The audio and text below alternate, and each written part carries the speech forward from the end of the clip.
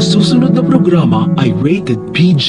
Ito ay nangangailangan ng patnubay at gabay ng magulang para sa mga batang manonood. Wala nang kawala si Zoe dahil nabisto na ni Annalyn na may kinalaman sila ni Moira sa pagkawala ni Lolo Pepe, kaya nagsumbong si Annalyn sa tatay RJ niya at kay Giselle.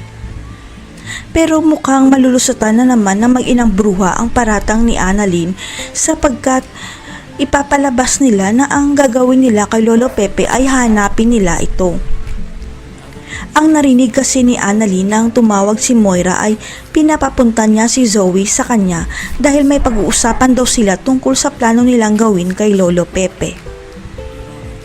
Ang hindi alam ni Annalyn, ang plano ni Moira ay perahan muna ang pamilya Tanyag bago nila dispatsahin ni Balahadja si Lolo Pepe para hindi na ito makapagsumbong pa. Pero hindi naniniwala si Annalyn sa palusot ni Zoe at Moira at malakas rin ang pakiramdam ni Giselle at Doc RJ na si Moira ang nagtago sa tatay nila dahil sa galit o paghihiganti.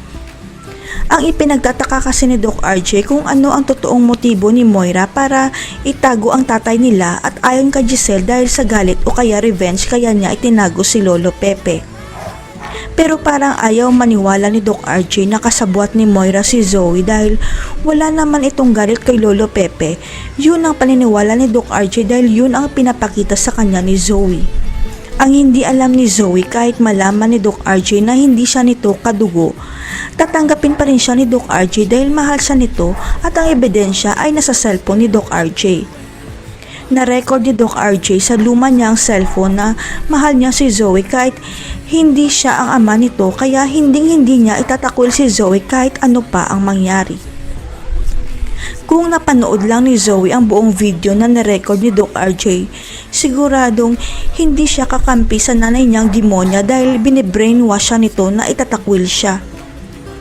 Hanggang sa makaabot na kay Doc Lyndon ang balita tungkol sa pagbisto ni Annalyn kay Zoe at napagtanto ni Lyndon na may nalalaman si Lolo Pepe kaya siya ay tinago.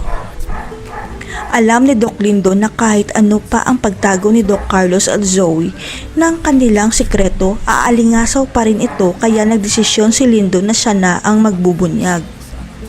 Narinig kasi ni Lyndon ang usapan ni Doc RJ at Giselle na revenge ang motibo ni Moira, kaya biglang nagsalita si Lyndon at sinabing hindi revenge kundi nabisto ni Lolo Pepe ang sikreto nila.